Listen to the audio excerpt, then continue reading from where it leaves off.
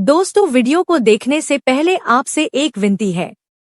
Video को like करें और चैनल को सब्सक्राइब करें, क्योंकि इंडियन पीपल चैनल पर आपको बस सरकारी खबरें मिलेंगी। 8वें वेतन आयोग के लागू होने पर सरकारी कर्मचारियों की सैलरी और पेंशन कितनी होगी?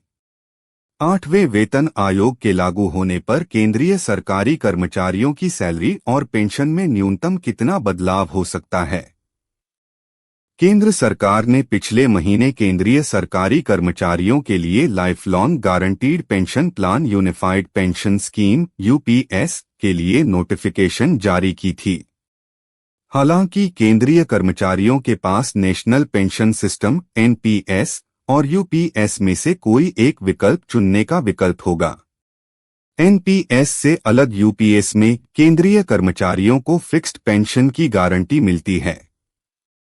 यह पेंशन रिटायरमेंट से पहले के 12 महीनों में मिलने वाली औसत मंथली सैलरी के 50% के बराबर होती है। 8वें वेतन आयोग को लेकर पिछले काफी समय से खबरें आ रही हैं। रिपोर्ट्स के मुताबिक 2025 में 8वें वेतन आयोग का गठन किया जा सकता है। आपको बताते हैं कि 8वें वेतन आयोग में यूपीएस के तहत न्यूनतम पेंशन किस तरह बदल सकती है।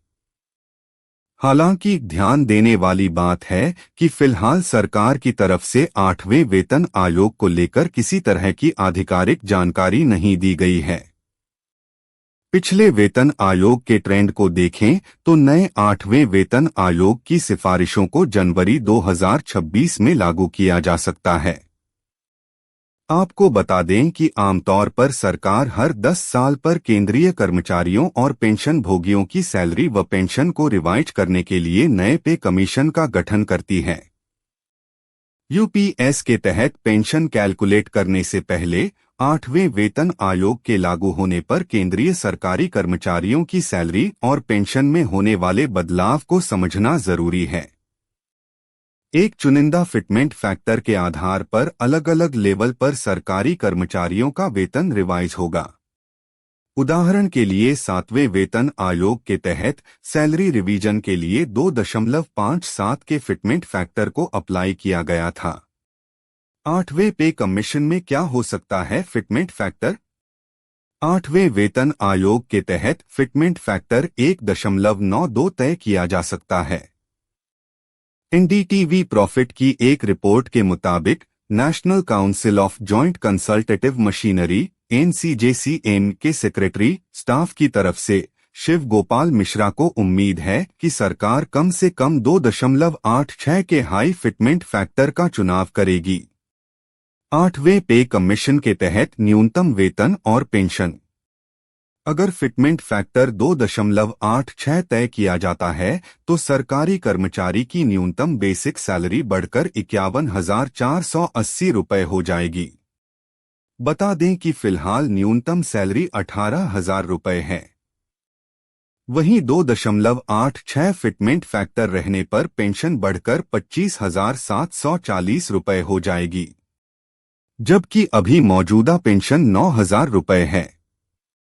1 अप्रैल 2025 से लागू हो रहे यूपीएस के तहत कर्मचारियों को रिटायरमेंट से पहले 12 महीनों के दौरान मिलने वाली औसत सैलरी के 50% के बराबर पेंशन मिलेगी। इस आधार पर फिटमेंट फैक्टर 2.86 मानने पर यूपीएस के तहत न्यूनतम पेंशन 25,740 रुपये होगी। हालांकि अगर फिटमेंट फैक्टर बदलता है तो 8वें वेतन आयोग के लागू होने पर केंद्रीय सरकारी कर्मचारियों की न्यूनतम सैलरी और पेंशन दोनों में बदलाव हो जाएंगे। Thanks for watching this video. Don't forget to subscribe the Indian People channel and don't forget to press the bell icon for latest updates. Indian people channel पे आपको बस सरकारी कर्मचारियों की खबरें मिलेगी। दोस्तों, इस वीडियो को ज्यादा से ज्यादा अपने सरकारी भाइयों और बहनों के साथ शेयर करें।